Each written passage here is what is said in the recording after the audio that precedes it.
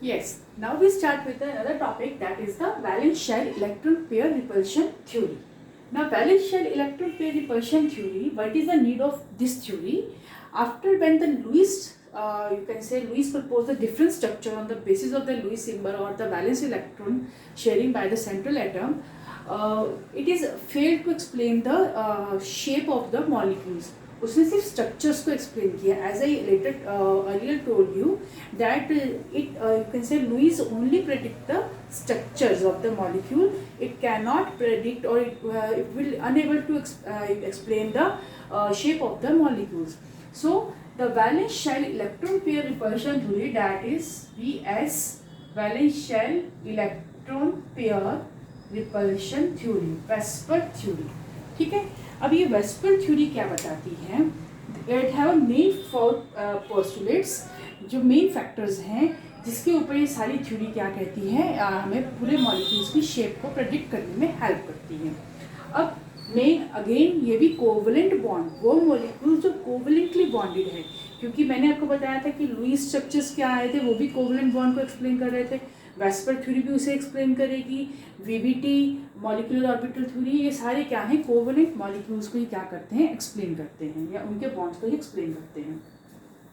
सो valence shell electron pair repulsion theory में क्या था, जो मेन पोस्टुलेट था, according to this the shape of a molecule depend upon the electrons. For example, if I have written this is a methane, fine.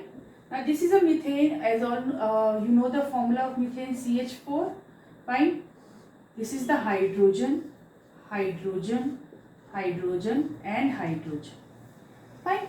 So this is, you can say कि जो central atom है, central atom के आसपास जो electron होते हैं, जो electron range होते हैं या अरेंज्ड होते हैं, that predict the shape of the molecule. So we can say that first, according to first point, the shape is depend upon the electrons surrounding the central atom, fine. अब ये electrons आपके bond pair भी हो सकते हैं, या ये electron आपके लोन पेयर्स भी हो सकते हैं. फॉर एग्जाम्पल है this ammonia, fine. This is the structure of, or you can say shape of a ammonia, fine. So this is your bond pair and this is the lone pair.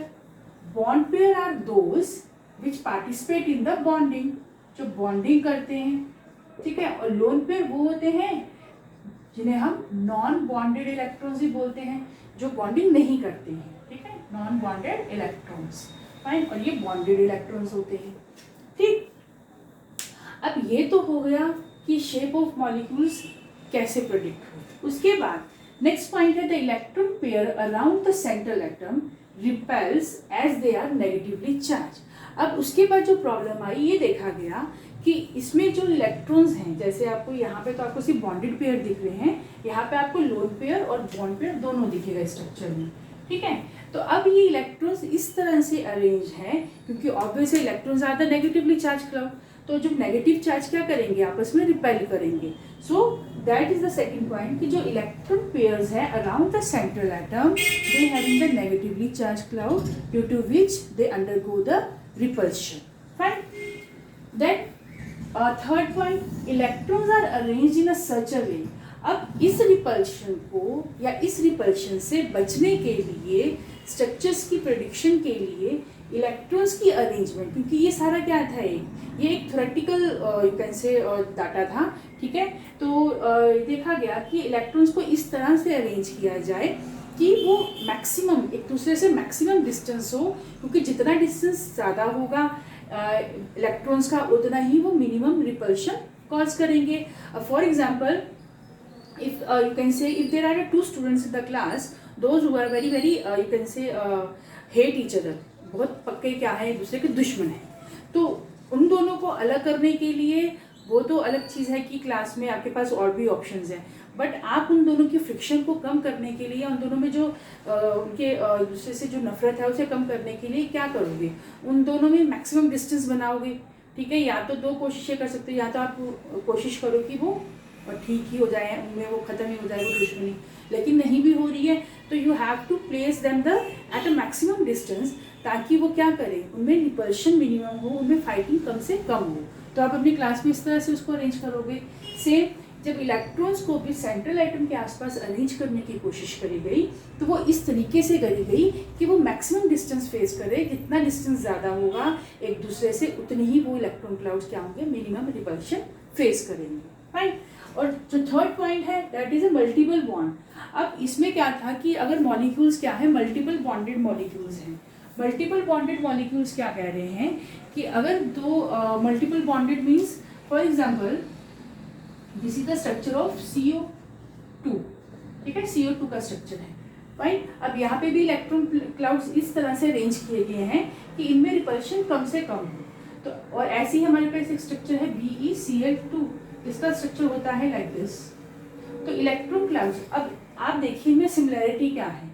अगर हम इन दोनों के structures की बात करें या shape की बात करें, तो दोनों कैसे हैं, लीनियर। कैसे हैं, लीनियर। तो ये लीनियर क्या प्रेडिक्ट कर रहा है कि मल्टीपल बॉन्ड भी सिंगल बॉन्ड की तरह ही ट्रीट किए जाएंगे इन देयर शेप्स, कि यानी कि अगर यहाँ पे मिनिमम रिपल्शन हो, ठीक है, इस तरह से इनको अरेंज किया गया है कि रिपल्शन मिनिमम हो, तो इनके बीच में मैक्सिमम कितना 180 का एंगल होगा, ताकि ये रिपल्शन, तो जितने भी मॉलिक्यूल जो लीनियरली अरेंज रहते हैं रिपल्शन से बचने के लिए, ठीक है, उसमें मिनिमम रिपल्शन, मैक्सिमम डिस्टेंस और मिनिमम रिपल्शन हो, तो वो कैसे अरेंज होते हैं, they are arrange at the angle of 180, और वो स्ट्रक्चर्स मोस्टली क्या होते हैं, लीनियर होते हैं। ठीक है, ये तो था उनकी 4 पोस्टुलेट्स। फर्स्ट पोस्टुलेट कि जो इलेक्ट्रॉन्स हैं they are around the central atom, जो अरेंज होते हैं वही क्या करते हैं, it predict the shape of the molecule. Second is electron इस तरह से अरेंज हो, क्योंकि इलेक्ट्रॉन्स क्या होंगे, नेगेटिवली चार्ज क्राउड है, वो रिपेल करेंगे, तो उस रिपल्शन को रिपल्शन से बचने के लिए they have to arrange in such a way that they face the minimum repulsion, and for the minimum repulsion they have to keep at the maximum distance. And the last one is कि double bonded या multiple bonded के structures भी same treated like the single bonded structures. So these are the postulates. Fine. अब इन postulates के बाद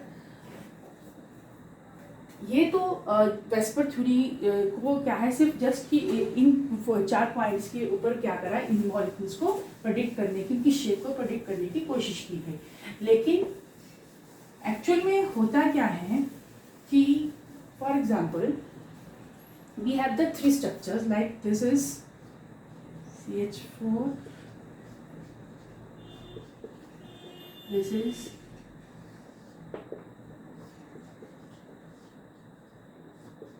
NH4 and this is water.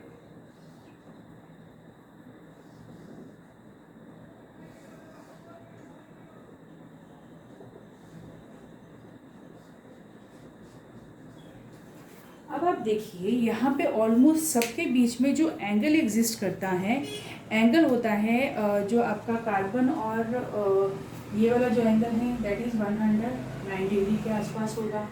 Water का जो angle होता है दैट इज़ 104 डिग्री के इक्वल होता है। ठीक है, और जो आपका अमोनिया का एंगल है दैट इज़ 107, यानी कि इनके बीच में 107 डिग्री। ठीक, अब इनके बीच में कुछ ना कुछ एंगल्स एग्जिस्ट कर रहे होंगे। फाइन, ये तीनों तो सेम एंगल होता है। इस वाले जो ये वाला जो हाइड्रोजन है जो अबव द प्लेन होता है उसका क्या रहता है, उसका एंगल बाकी से थोड़ा डिफरेंट होगा। फाइन, अब इन एंगल्स को भी आप चाहे 104 कंसीडर कर लो। ठीक, अब यहाँ पे देखिए, यहाँ पर मेन क्या आता है कि यहाँ पर क्या है, देयर आर 4 बॉन्डेड पेयर।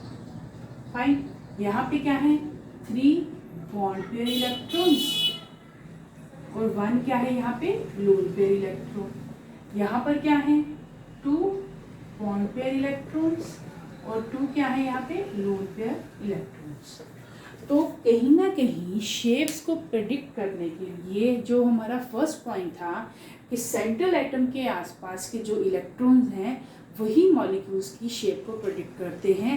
अब चाहे वो मॉलिक्यूल इलेक्ट्रॉन्स बॉन्डेड पेयर में हों या बॉन्ड पेयर लोन पेयर दोनों में हो। ठीक है, लेकिन अब यहाँ पर क्या चीज़ हमें डिफरेंस देखने को मिल रहा है कि सबकी अगर आप बात करें तीनों मॉलिक्यूल्स की बात करें तो इनकी तीनों की जो शेप होगी, तीनों की शेप कैसी है, तीनों की शेप कैसी है, तीनों की शेप टेट्राहेड्रल है।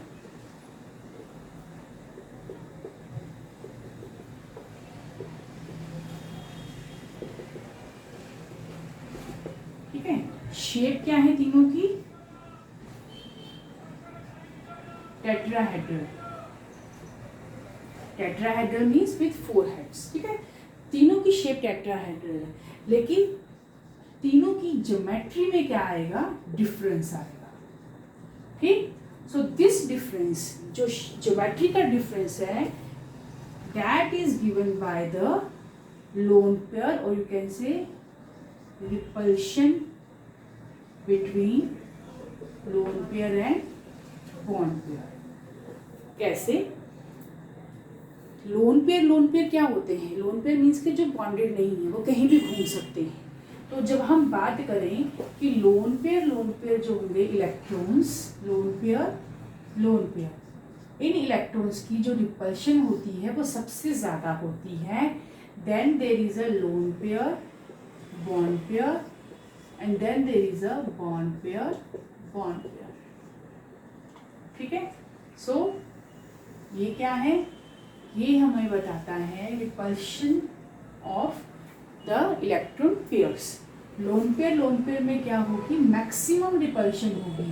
मैक्सिमम रिपल्शन का मतलब है कि क्योंकि ये खुले हैं, ये इनको किसी ने बांध नहीं रखा है, ये कैसे भी मूव कर सकते हैं। ठीक है, तो जैसे कैसे भी मूव कर रहे हैं, दैट मीन्स इनकी आपस में रिपल्शन ज़्यादा होगी। तो जितना रिपल्शन ज़्यादा होगा, अब आप यहाँ देखिए, यहाँ पे 2 लोन पेयर्स के वो हैं। ठीक है, तो ये ज़्यादा रिपेल करेंगे तो कहीं ना कहीं ये अपने बॉन्ड पेयर के ऊपर भी उसका इफेक्ट डालेंगे। तो जितना इनके ऊपर इफेक्ट पड़ेगा उतना ये नीचे के यानी कि इस बॉन्ड को कम करने की कोशिश करेंगे। तो यहाँ पे तो कोई लोन पेयर था नहीं। जब लोन पेयर नहीं था तो जैसे मैंने बताया कि बॉन्ड पेयर रिपल्शन कैसी होती है, मिनिमम। ठीक है, ये बहुत कम रिपेल करते हैं एज कम्पेयर टू दिस। तो यहाँ पे सारे बॉन्डेड पेयर हैं।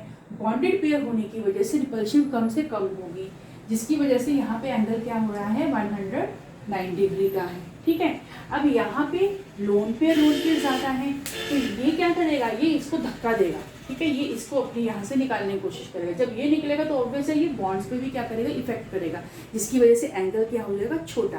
तो यहाँ पे एंगल तो 109 डिग्री का है, लेकिन यहाँ एंगल इनकी रिपल्शन की वजह से क्या हो गया, it decreases, that is 104 degree. ठीक, और ऐसे ही आप यहाँ पे अमोनिया में देखिए, अब यहाँ पर एक ही लोन पेयर है, तो loan pair bond pair repulsion क्या आती है, सेकंड नंबर पर आती है, यानी कि ये तो मैक्सिमम है, ये भी रिपल्शन काफ़ी ज़्यादा होगी। तो ये क्या करेंगे, जब ये रिपल्शन कॉज करेगी तो ये भी 109 डिग्री का एंगल होगा। ठीक है, ये जो हमने 109 डिग्री यहाँ लिखा है, ये जो 109 डिग्री का एंगल होगा, ये उसे क्या करेगा, कंप्रेस करने की कोशिश करेगा। तो एंगल यहाँ पे भी क्या कर गया, रिड्यूस।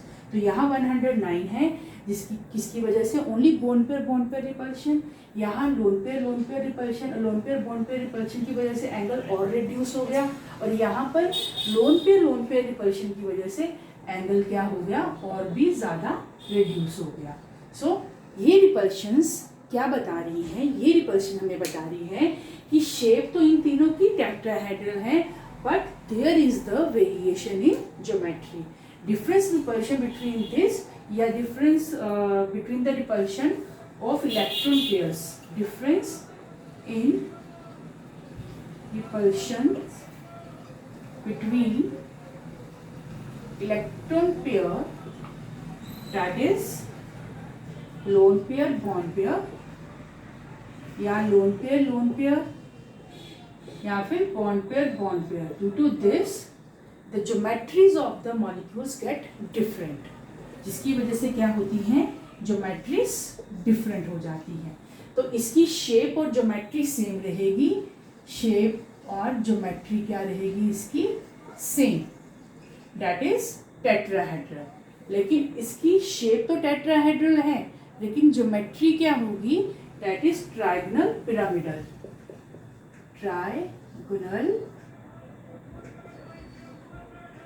पिरामिडल। ठीक है, और इसकी कैसी रहेगी, अगेन शेप तो इसकी कैसी है, टेट्राहेड्रल है, लेकिन अगर हम इन लोन पेयर्स को निकाल दें तो कैसी शेप होगी इसकी, बेंट। सो इससे क्या निकल कर आता है कि जो मॉलिक्यूल्स की शेप है वो तो डिपेंड कर रही है बॉन्ड पेयर्स के ऊपर, यानी कि अगर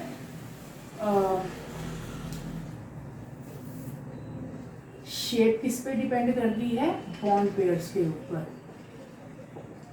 अगर बॉन्ड पेयर्स हैं, ठीक है, या हम इसको ऐसे लिख सकते हैं कि if there are only bond pair in a molecule then shape is equals to geometry, यानी कि शेप और ज्योमेट्री क्या होंगे, सेम होंगे। Fine, but if there are both bond pair electrons and lone pair electrons, then geometry, or you can say shape is not equal to geometry. Fine, clear है। मैं दोबारा, यानी कि ओवरऑल इसमें हमने क्या देखना है, दो चीज़ें देखनी है। एक कि स्ट्रक्चर्स कैसे डिस्टॉर्ट करते हैं, कैसे डिफरेंस करते हैं, difference to to their lone pair bond pair, या lone pair repulsion, lone pair bond pair repulsion, या बॉन्ड पेयर रिपल्शन। दूसरा कि हम स्ट्रक्चर्स कैसे प्रेडिक्ट करेंगे, हम स्ट्रक्चर्स प्रेडिक्ट करेंगे कि अगर मॉलिक्यूल्स में सारे के सारे इलेक्ट्रॉन्स बॉन्ड बना रहे हैं तो शेप और ज्योमेट्री सेम होगी, लेकिन अगर मॉलिक्यूल के अंदर बॉन्डेड पेयर भी हैं और लोन पेयर भी हैं तो शेप और ज्योमेट्री सेम नहीं होगी। Shape is different and geometry is different. Fine, कि ज्योमेट्री में हम एंगल्स डिस्कस करते हैं, शेप में तो हमने बता दिया टेट्राहेड्रन, लेकिन ज्योमेट्री में हम बताएंगे कि कितने एंगल, या दो बॉन्ड पेयर्स के बीच में कितना एंगल है, या लोन पेयर बॉन्ड पेयर के बीच में कितना एंगल है। Fine, so watch this video very you can say attentively, so I hope you understand the topic very easy, क्योंकि इससे easy तो मैं इसको मुझे नहीं लगता कि इससे easy, क्योंकि मैंने आपको पूरा का पूरा वेस्पर थ्योरी का एक समराइज कर दी है कि वेस्पर थ्योरी क्या बताती है, कैसे आप डिफरेंट शेप्स और ज्योमेट्रीज को डिफ्रेंशिएट कर सकते हो। ठीक है, अब हम कुछ एग्जाम्पल्स करेंगे जिससे कि क्या हो जाएगा, आपको और क्लियर हो जाएगा कि आपने मॉलिक्यूल्स की शेप और ज्योमेट्री को कैसे प्रेडिक्ट करना है। ठीक।